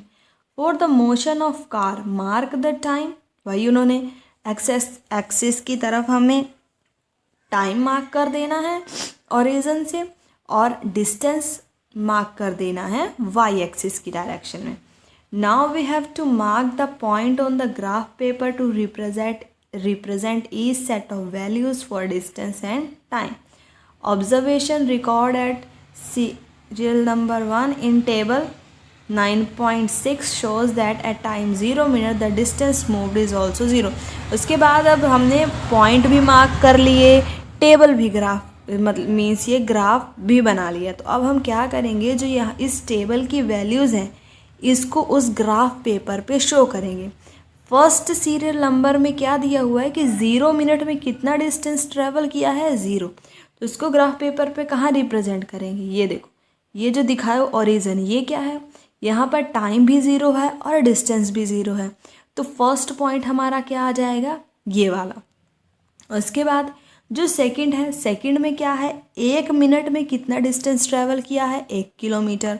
वही अब उसको हम कैसे रिप्रेजेंट करेंगे, 1 मिनट टाइम का जो डिस्टेंस था वो कहाँ है, 1 मिनट यहाँ पे है, 1 मिनट में कितना डिस्टेंस ट्रैवल किया है, 1 किलोमीटर। अब इसको रिप्रेजेंट कैसे किया जाता है, जो 1 मिनट वाला डिस्टेंस है एक्स एक्सिस की तरफ, उसके लिए हमने पैरेलल लाइन वहाँ पे ड्रॉ कर लेनी है वाई एक्सिस के पैरेलल। जो एक्स एक्सिस पे ये पॉइंट है, इसको और वाई एक्सिस का जो पॉइंट है, इन दोनों को हमें मीट कराना होगा, तभी तो हम कोई पॉइंट शो कर पाएंगे। तो इसके लिए इन पॉइंट को करने के लिए हमें क्या करना है, ये जो एक्स एक्सिस है 1 पॉइंट से लेके हम क्या करेंगे, एक परपेंडिकुलर लाइन ड्रॉ करेंगे, पैरेलल लाइन ड्रॉ करेंगे वाई एक्सिस के अलॉन्ग। सिमिलरली जो 1 किलोमीटर का डिस्टेंस है वाई एक्सिस की तरफ, उससे भी हम एक पैरेलल लाइन ड्रॉ करेंगे एक्स एक्सिस की तरफ। तो अब ये दोनों लाइन जहाँ पर मीट करेंगी वही ही हमारा क्या होगा, वही हमारा पॉइंट होगा, जहाँ जो ये शो करेगा कि 1 मिनट में उस कार ने 1 किलोमीटर का डिस्टेंस ट्रैवल किया है। The point corresponding to this set of value वही है, फर्स्ट पॉइंट तो ओरिजिन ही हो जाएगा, और आफ्टर 1 मिनट कार ने 1 किलोमीटर का डिस्टेंस ट्रैवल किया है। उसको हम कैसे करेंगे वही उन्होंने सब बताया है कि हम एक्स एक्सिस की जब हम 1 मिनट को रिप्रेजेंट करेंगे तो पैरेलल लाइन हमने वाई की साइड ड्रॉ करनी है, और जो then draw line parallel to X axis from the point corresponding to distance, और जो डिस्टेंस का पॉइंट है उसको दिखाने के लिए हमने एक्स एक्सिस की तरफ पैरेलल लाइन ड्रॉ करनी है, और जो टाइम है वो डिस्टेंस दिखाने के लिए वाई एक्सिस की तरफ पैरेलल लाइन ड्रॉ करनी है। तो the point where they meet, वही पॉइंट क्या होगा, इस ग्राफ का पॉइंट हमें बताएगा। Intersection represent this set of value on the graph. Similarly इसी तरह हमने जो बाकी पॉइंट्स हैं उसको भी रिप्रेजेंट कर देना है कि जैसे 2 मिनट में, अब 2 मिनट में 2 किलोमीटर ट्रैवल किया है तो 2 मिनट से पैरेलल लाइन वाई एक्सिस की साइड ड्रॉ करेंगे, और 2 किलोमीटर वाले डिस्टेंस से पैरेलल लाइन हम एक्स एक्सिस की साइड ड्रॉ करेंगे। फिर जो इंटरसेक्शन पॉइंट है उसको हमने मार्क कर लेना है। जब हम इसको एंड तक करेंगे पूरा, तो हम जब बाद में क्या करना है, figure 9.12 shows the set of points on the graph corresponding to position at various times। वही इन्होंने दिखाया है। ये क्या बता रहा है, पोजीशन बता रहा है। Join all the points on the graph as shown in. उसके बाद लास्ट में हमने जब ग्राफ बना लिया तो हमने क्या करना है, ये जो पॉइंट्स हैं इनको जॉइन कर देना है। जब हम इन्हें जॉइन करेंगे तो हमें क्या दिखेगा कि ये क्या बन गई है, एक स्ट्रेट लाइन बन गई है। This is distance time graph for the motion of car. ये क्या है, डिस्टेंस टाइम ग्राफ है कार की मोशन के लिए। इफ डिस्टेंस टाइम ग्राफ, अब जो स्ट्रेट आई है तो इसका क्या मतलब है, इसका मतलब है जो ऑब्जेक्ट है कांस्टेंट स्पीड से मूव कर रहा है। हाउएवर अगर किसी ऑब्जेक्ट की स्पीड चेंज होगी तो ग्राफ किसी और शेप का बनेगा। जैसे कि यहाँ इन्होंने एक और ग्राफ दिखाया था, ये है तो किसी और चीज़ का, पर अगर आप इसे डिस्टेंस टाइम का मान के चलेंगे तो अगर स्पीड जो कोई ऑब्जेक्ट है मीन्स यूनिफॉर्म स्पीड से नहीं चल रही होगी तो फिर उसका ग्राफ कुछ इस तरह बनेगा कि ये स्ट्रेट लाइन नहीं होगी। ओके, नेक्स्ट क्या है, generally the choice of scale is not as simple. अब जो ऐसे हमने यहाँ पे चूज़ तो कर लिया कि ठीक है 1 सेंटीमीटर 1 मिनट दिखा रहा है एक्स एक्सिस की तरफ, और 1 सेंटीमीटर 1 किलोमीटर दिखा रहा है वाई एक्सिस की तरफ, बट ये इतना भी सिंपल नहीं है।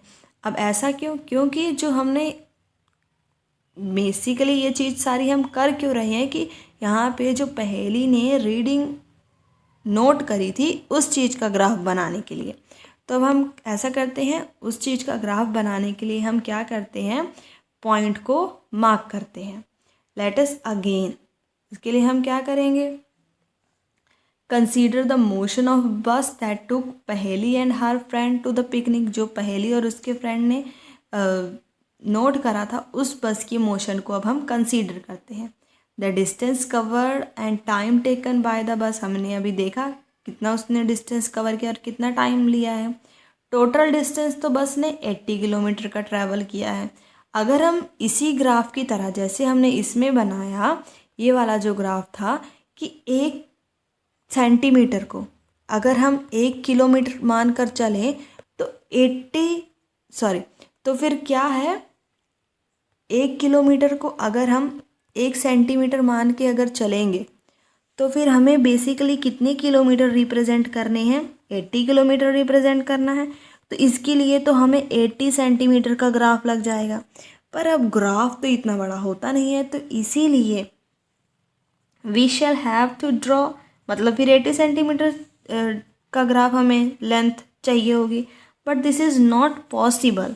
On the other hand a scale, अगर हम 1 सेंटीमीटर को 10 किलोमीटर दिखा दें तो 80 किलोमीटर है, तो उसके लिए हमें सिर्फ कितने बॉक्स चाहिए होंगे, 8 बॉक्स चाहिए होंगे, तभी वो 8 सेंटीमीटर में पूरे आ जाएंगे। तो हम ये देखेंगे कि ये क्या है, ये थोड़ा कन्वीनियंट तो है कि हम इसे चूज़ तो कर सकते हैं, बट इससे हमारा जो ग्राफ बनेगा वो बहुत ही छोटा बन जाएगा। तो आखिर हम करें क्या? तो ग्राफ बनाने के लिए कुछ पॉइंट्स हमें अपने माइंड में रखने पड़ते हैं कि जो ग्राफ है, ग्राफ पेपर बनाने के लिए हम उसके पॉइंट कैसे चूज़ करें। तो देखिए, सबसे पहले हमने क्या देखना है कि जो हाईएस्ट वैल्यू है और लोवेस्ट वैल्यू उनके बीच का डिफरेंस क्या है, ये चीज़ हमें पता होनी चाहिए। तभी उस अगर डिफरेंस हमें पता होगा तो फिर उससे हम क्या कर सकते हैं, हमें पॉइंट को लेना आसान हो जाएगा। जो इंटरमीडिएट वैल्यू है हर क्वांटिटी की वो पता होनी चाहिए, ताकि जो हम मार्क चूज़ कर रहे हैं वो हमारे लिए इजी हो जाए चूज़ करना। So that with the scale chosen it is convenient to mark the values, ताकि हम जो वैल्यूज़ हैं ग्राफ पे मार्क करना हमारे लिए कन्वीनियंट हो जाए।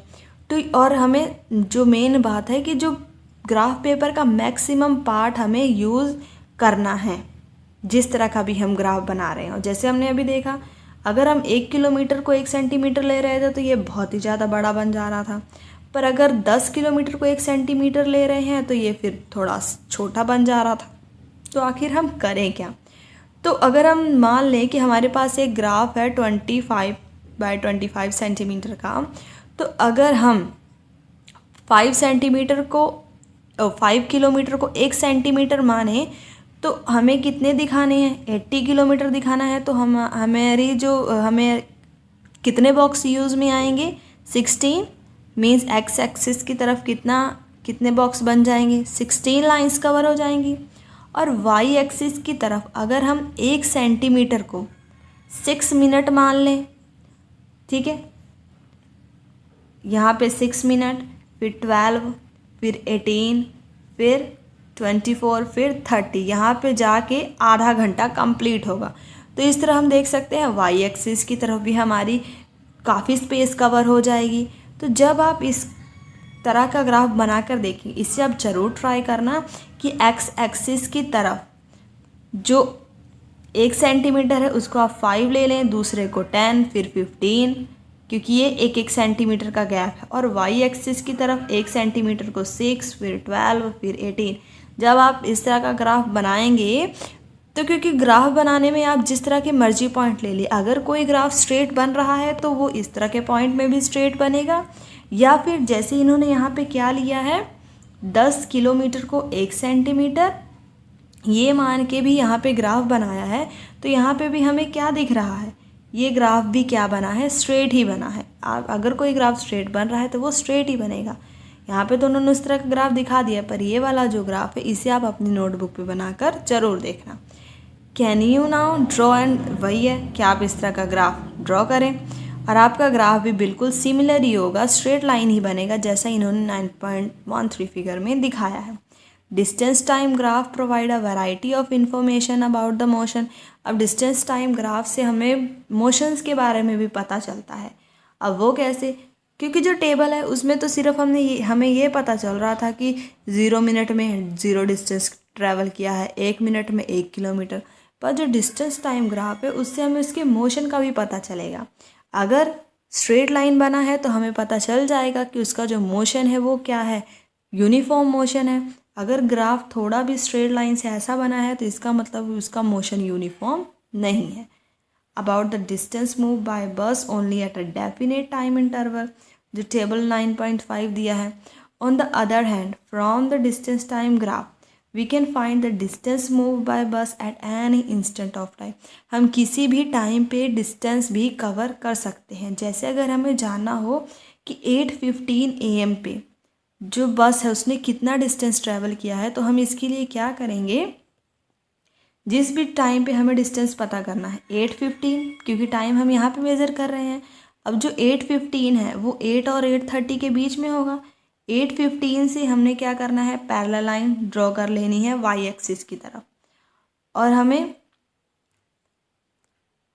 उसके बाद पहले तो हमने इस पॉइंट से पैरेलल लाइन ड्रॉ करी वाई एक्सिस की तरफ, तो ये पॉइंट, ये जो हमने ग्राफ बनाया इसको टी पॉइंट पे कट कर रहा है।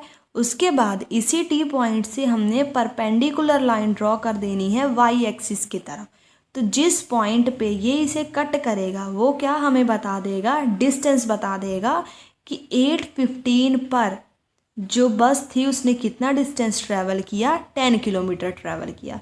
जैसे कि इस तरह हम किसी भी टाइम का पता कर सकते हैं। जैसे बेसिकली हमने ग्राफ बनाने की ज़रूरत क्यों पड़ी, जब बूझो ने 9:45 का पूछा था, तो जो 9:45 है वो 9:30 और 10 के बीच में ही यहीं कहीं होगा, मीन्स ये वाला पॉइंट। तो यहाँ भी हम क्या करेंगे, पहले तो पैरेलल लाइन ड्रॉ करेंगे वाई एक्सिस की तरफ, फिर इसी पॉइंट से परपेंडिकुलर लाइन ड्रॉ कर देंगे वाई एक्सिस की तरफ। तो हम क्या देखेंगे, ये किस पॉइंट पे कट कर रहा है, 70। तो इट मीन्स 9:45 पे शुरू से लेके जो बस है उसने कितना डिस्टेंस ट्रैवल किया है, 70 किलोमीटर। ओके, वही सब उन्होंने यहाँ पे लिखा हुआ है कि पहले पैरेलल लाइन ड्रॉ करनी है, फिर उसके परपेंडिकुलर लाइन ड्रॉ करनी है। 9:45 पे भी हमने देख लिया कि कितना डिस्टेंस ट्रैवल किया है। अब can you also find the distance speed of a bus from its distance time graph. तो क्या इससे हम स्पीड भी फाइंड कर सकते हैं? यस, स्पीड भी हमारे लिए फाइंड करना ज़रूरी है, ईजी है, क्योंकि स्पीड क्या होता है, distance by time. Means time क्या है कि पर घंटे में उसने कितना डिस्टेंस ट्रैवल किया है। तो अगर हम देखें कि 8 से 9, यहाँ पे क्या हो गया, 1 घंटा हो गया। 8 से 9 के बीच में उसने कितना डिस्टेंस ट्रैवल किया है, 40 किलोमीटर। तो हम क्या कह सकते हैं, जो स्पीड हो गई क्या होगी, 40 किलोमीटर पर आवर। ये डायरेक्टली हमने सिर्फ इस ग्राफ को देखते ही बता दिया कि 9 है, 8 से 9 एक घंटा हुआ, तो 1 घंटे में डिस्टेंस कितना ट्रैवल किया है, 40 किलोमीटर। इट मीन्स हमारी स्पीड क्या होगी, 40 किलोमीटर पर आवर, क्योंकि ये हमने जो इसका यूनिट है वो भी देखा था कि जो यूनिट होता है वो किलोमीटर पर आवर होता है। तो अगर हमें किलोमीटर पर आवर मीन्स 1 घंटे में जितना डिस्टेंस ट्रैवल करेगा वही हमारी क्या हो जाएगी, स्पीड हो जाएगी।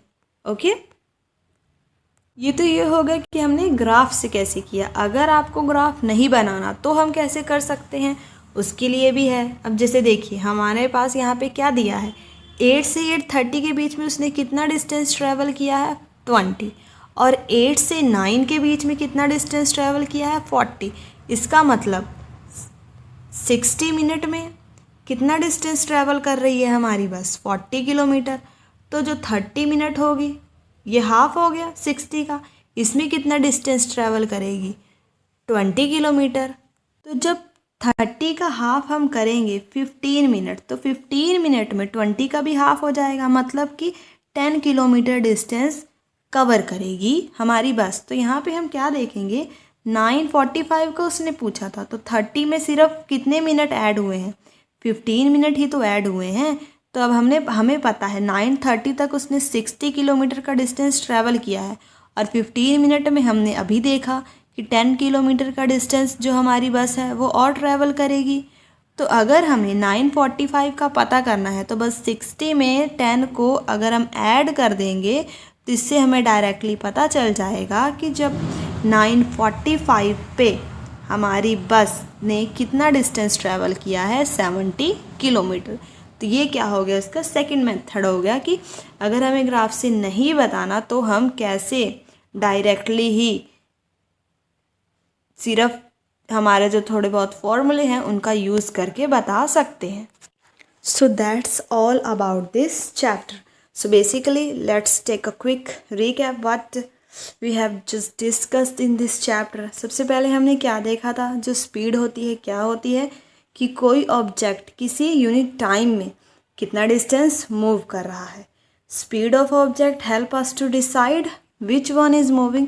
अब अगर हमें स्पीड से क्या पता चलता है कि कौन सा ऑब्जेक्ट ज़्यादा तेज मूव कर रहा है। The speed of on object is the distance travelled. अब यहाँ पे स्पीड का फॉर्मूला बताया गया है। स्पीड क्या है, डिस्टेंस बाय टाइम। अब तक तो आपको ये वाला फॉर्मूला अच्छे से रट गया होगा। और इसकी यूनिट क्या हो जाएगी, डिस्टेंस। डिस्टेंस की यूनिट क्या होती है, मीटर। और स्पीड की यूनिट क्या, टाइम की यूनिट क्या है, सेकंड। तो मीटर पर सेकंड इसकी क्या हो जाएगी, यूनिट हो जाएगी। The periodic events are used for the measurement of time. Time को मेज़र करने के लिए पहले पीरियोडिक मूवमेंट इवेंट्स का यूज़ किया जाता था। जो पीरियोडिक मोशन है पेंडुलम का, उसी से ही जो क्लॉक्स हैं और जो वॉच हैं वो वॉचेस वो सब बनाए गए। Motion of an object can be presented in pictorial form. तो ये जो पिक्टोरियल फॉर्म है इसका मतलब क्या है कि पिक्चर की फॉर्म में भी इसे हम रिप्रेजेंट कर सकते हैं। जैसे कि जो हमने ग्राफ बनाया वो क्या है, एक पिक्टोरियल फॉर्म ही है, जिससे हमने क्या दिखाया, डिस्टेंस और टाइम का ग्राफ शो किया है। The distance time graph for the motion of an object moving with the constant speed. अगर कोई ऑब्जेक्ट कांस्टेंट स्पीड से मूव कर रहा है तो उसका जो डिस्टेंस टाइम ग्राफ होगा वो कैसा बनेगा, स्ट्रेट लाइन ग्राफ बनेगा। तो यही सब हमने इस चैप्टर में डिस्कस किया है।